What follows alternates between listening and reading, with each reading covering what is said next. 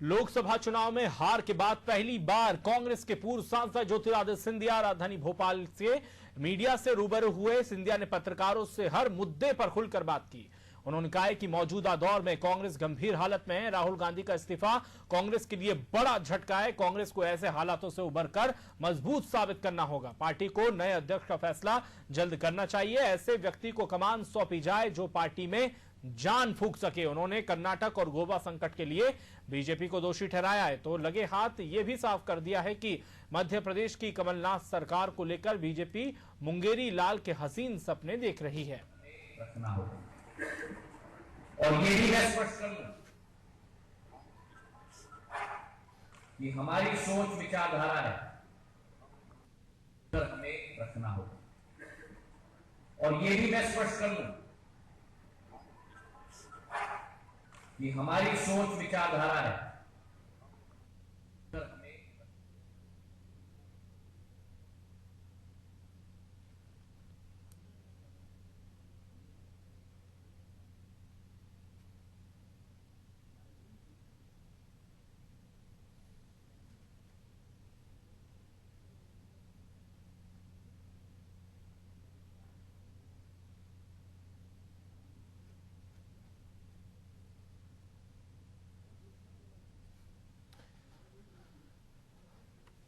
तो हर मुद्दे पर खुलकर ज्योतिरादित्य सिंधिया ने बात की है।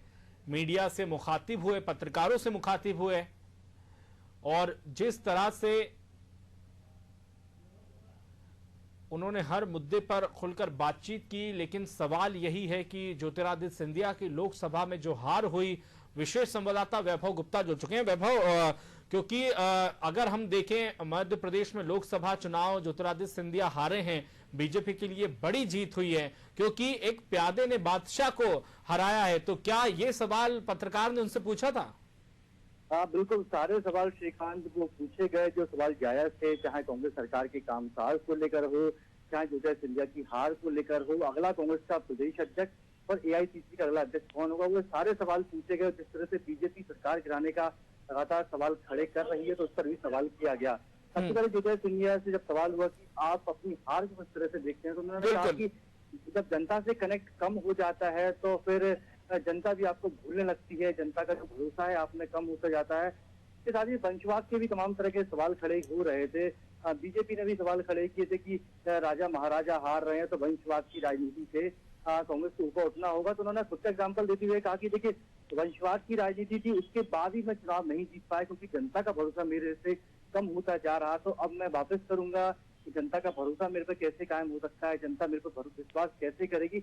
मैं जनता के बीच में जाऊंगा, उनकी परेशानियों के लिए पिछले 17 साल से मैं लड़ाई लड़ रहा हूँ। मेरे कभी सत्ता की और कुर्सी की दौड़ में कभी शामिल नहीं रहा, तो जो पिछले 17 सालों से कर रहा था, लेकिन मेरे क्षेत्र की जनता मेरे से दूर हो गई थी, तो मैं वापस जाऊंगा, उनसे अपना कनेक्ट बढ़ाऊंगा। इसके साथ ही अगला कांग्रेस का अध्यक्ष कौन होगा, तो जब उनसे सवाल किया गया तो उन्होंने कहा कि कांग्रेस इस वक्त संकट के दौर से गुजर रही है क्योंकि राहुल गांधी ने अपने अध्यक्ष पद से इस्तीफा दे दिया है। लोकसभा हार की जिम्मेदारी उन्होंने अपने कंधों पर ली है और इस हार की जिम्मेदारी लेते हुए उन्होंने अपने पद से इस्तीफा दे दिया। तो राहुल गांधी को अब समझाना तो बहुत मुश्किल है क्योंकि जब वो एक बार फैसला ले लेते हैं तो अपने फैसले से अडिग रहते हैं और किसी की बात भी नहीं मानते हैं। तो इसके साथ ही उन्होंने राष्ट्रीय आलाकमान से भी मांग करते हुए कहा कि अब अगला कांग्रेस का अध्यक्ष जल्दी से जल्दी चुन लिया जाना चाहिए तो उसके बाद बात हो पाएगी। और जब सवाल किया है कि आपका भी नाम चल रहा है कि आप भी कांग्रेस के अगले राष्ट्रीय अध्यक्ष हो सकते हैं, तो उन्होंने कहा कि कांग्रेस में एक कमेटी होती है, तो पूरा कमेटी तय करती है कि अगला कांग्रेस का राष्ट्रीय अध्यक्ष कौन होगा, प्रदेश अध्यक्ष कौन होगा।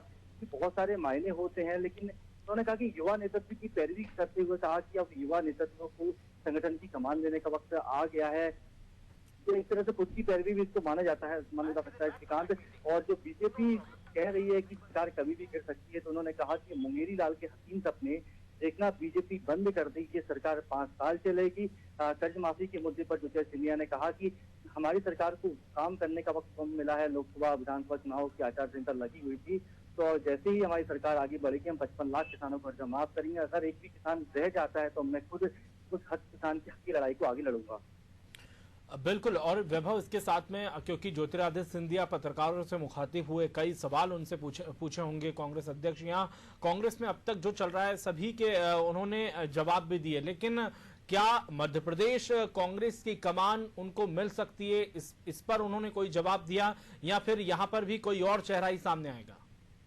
ये सवाल जरूर पूछा गया श्रीकांत कि अगर आप राष्ट्रीय अध्यक्ष नहीं बनते तो क्या मध्य प्रदेश के अगले प्रदेश अध्यक्ष के रूप में आप बन सकते हैं? तो उन्होंने कहा कि अगर मैं इस बात का जवाब दूंगा तो शायद ये थोड़ी सी गलतफहमी होगी, क्योंकि राष्ट्रीय आला कमान को तय करना है, कमेटी को तय करना है, कई सारे मापदंड जिस तरह से राष्ट्रीय अध्यक्ष को लेकर होते हैं उसी तरह से प्रदेश अध्यक्ष को लेकर भी होते हैं। तो जब तक राष्ट्रीय अध्यक्ष का चुनाव नहीं हो जाएगा मध्य प्रदेश में, तब उससे पहले प्रदेश अध्यक्ष का चुनाव नहीं होगा, तो पहले राष्ट्रीय अध्यक्ष देखना चाहिए कि कौन बनने वाला है, फिर वो अपने हिसाब से अपनी टीम को बजट करेगा, किस युवा नेतृत्व को मौका देना है, एक्सपीरियंस भी चाहिए, पार्टी को लेकर चलने वाला भी व्यक्ति हमको चाहिए। तो ये कई सारे मापदंड होते हैं, उनके आधार पर हमको काम करना होगा। तो बीजेपी जब उनसे सवाल पूछा गया कि क्या कमलनाथ सरकार में कई गुटों में मंत्री बटे हुए हैं, पिछले गुट अलग है, कमलनाथ गुट अलग है, सिंधिया गुट अलग है, तो उनका साफ कहना है कि ऐसा कुछ नहीं है, हमारी सरकार मिलकर काम कर रही है, हमारे सभी मंत्री विकास के लिए काम कर रही हैं। और जो मंत्री आज मेरे साथ मंच पे बैठा, जो मंत्री मेरे साथ मंच के अंदर नहीं बैठा, हाउस में बैठा हुआ है, तो सभी सिर्फ कांग्रेस की और जनता की भलाई के लिए काम कर रहे हैं और बीजेपी के सारे आरोप निराधार हैं। बजट को लेकर क्या कुछ कहा है कल जो बजट पेश हुआ है?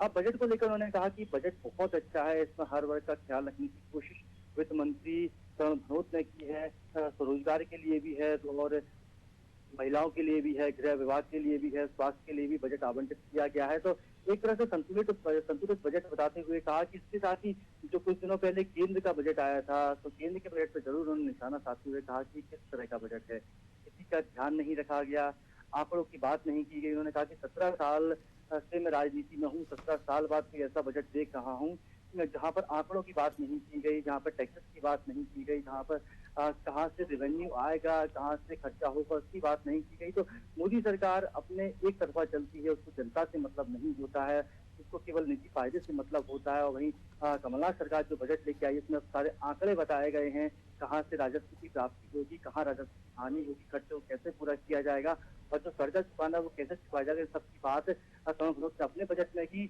लेकिन जो वित्त मंत्री है केंद्र की निर्मला सीतारमण, वो अपने बजट में इन बातों को कुछ नहीं बता पाएंगे। जी बहुत बहुत शुक्रिया वैभव तमाम जानकारी के लिए।